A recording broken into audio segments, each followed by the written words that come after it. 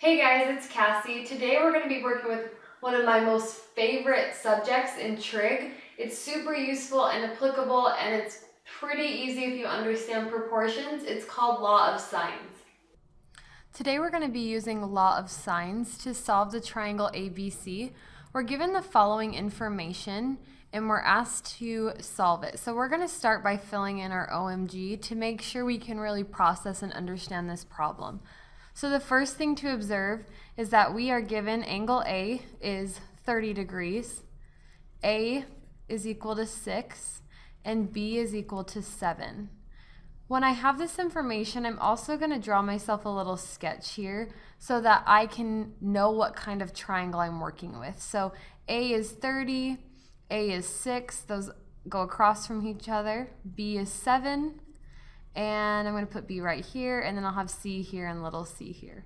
So once I have this, I see that I have side-side angle because they're written in that order. So since I have side-side angle, or the donkey theorem, I'm sure you can figure that one out for yourselves. I know that I have to be careful because I have three options for answers. I can have no solution, I can have one solution, or I can have two solutions. So when I go to write in my mission says to solve triangle ABC. So that means I need to find angle C, angle B, and side length C. But I might be doing this once, I might have to do it twice, or I might get no solution. So I'm just going to keep that in the back of my mind. And how I'm going to do that is using law of sines, and then remembering that this is the ambiguous case, the case where you actually finally deal with SSA. All through geometry, we're told it doesn't work, but now we're getting to the place where we actually have to deal with it. So let's kind of talk about how we deal with that. I'm going to again draw my little sketch of my triangle. So I have angle A right here, which is 30 degrees. The side length across from it is 6. Angle B is unknown. The side across from it is 7. C is unknown, and the side across from it is also unknown. So the first thing I have to do is find B. I'm finding B because I'm given the length across from B, so I have to start with angle B. So I set up my law of sines. It's going to be sine of 30 over 6 equals sine of B over 7. Then I cross multiply, so I'm going to multiply 7 and sine of 30. I'm going to cross multiply here, so that's going to equal 6 sine B. And then I'm going to try and get B. So I divide both sides by 6. Those cancel out. I get 7 sine 30 divided by 6, which equals 0.583 repeating, equals sine of B. And then to get an angle, I use something called inverse sine. So I take the inverse sine of both sides, and that gives me my angle B. So inverse sine is what gives us angles. Regular sine gives us length. So if I use the inverse sine, I get that angle B is approximately 35.69 degrees. So angle B right now is 35.69 degrees. But again, since we're dealing with SSA, the ambiguous case, and this is the only case where you even have to think about this. So only when we are given SSA and we're using law of sines do we have to consider this. So we have to check to make sure there's not a second triangle that could be created with this angle and these two side lengths. There's a really quick and easy way to know if that's true. If this angle is greater than your given angle, that means there is another solution. If this angle is smaller than your given angle, that means this is the only solution. And if you go to solve it, and when you try to do inverse, it says error, then that's no solution. So again, the angle we found is bigger than our given angle, so we know that there is a second triangle that we could create. And here's how we figure that out. So that means that for angle B, this is one solution, but there is another solution that we could plug in for angle B. And how we find that is we look back to our unit circle. So on our unit circle, sine is positive in the first and second quadrant.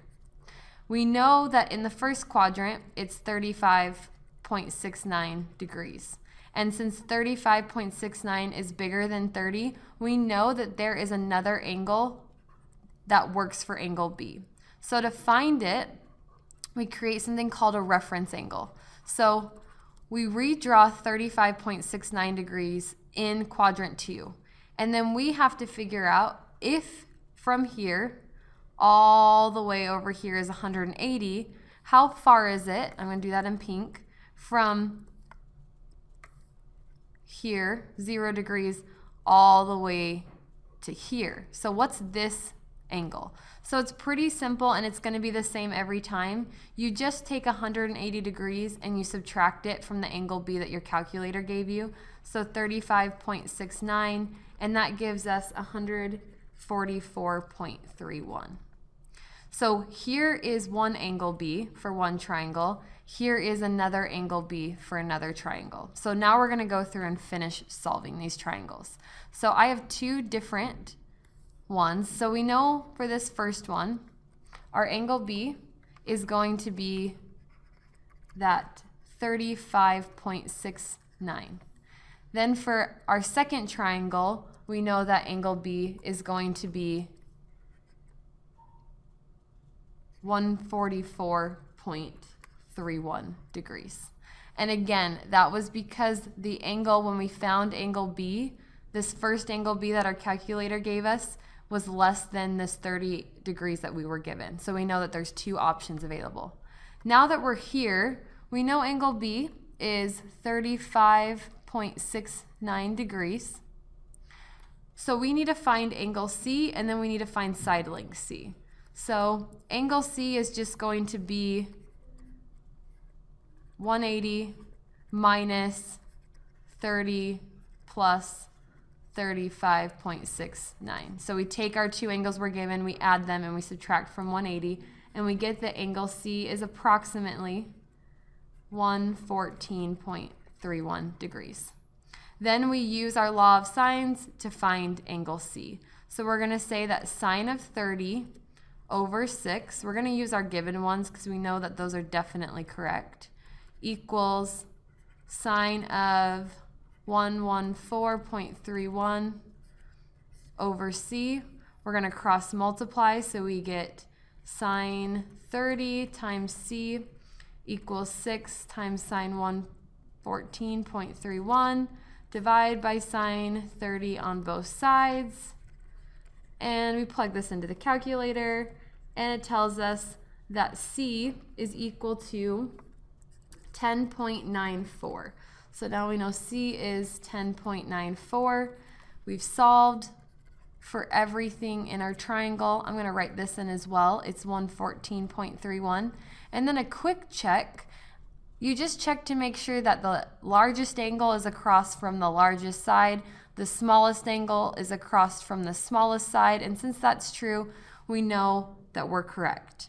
If we wanted to check it and make sure we were definitely correct, we could use all these angles and side lengths, and we could set up that sine of 30 over 6. And I'm going to say approximately, since we used approximation for the angles and side lengths, sine 35.69 over 7, which is approximately equal to sine 114.31 over 10.94. And then I just plug that in the calculator, simplify each of these, and make sure that those are all in fact equal. We know that angle B is approximately 144.31 degrees. So the next angle we're going to find is angle C. So angle C, again, to find your third angle, you just take 180 and then you subtract the two you were given. So I'm going to subtract 30, I'm going to subtract 144.31, and that gives me 5.69 degrees. So angle C is 5.69 degrees. Now that I know that angle C is 5.69 degrees, I can use law of sines to find the side length C. So again, I'm going to do sine of 30 over 6. I use this one because I know that those numbers are correct because I was given those values, equals sine of 5.69 all over C. Cross multiply C sine 30 equals 6 sine 5.69. Divide both sides by sine of 30, and then I get C. So C in this case is going to be 1.19. So C is 1.19. And then again, a quick check. The smallest angle is across from the smallest side. The largest angle is across from the largest side. So I know C is 1.19. And I've solved for everything on this triangle. So finally, after all of that pain and effort, I am finished with. Thank you guys so much for watching my videos. If you want to get better at math, subscribe to my videos here. If you want more information on math, click on my website link here.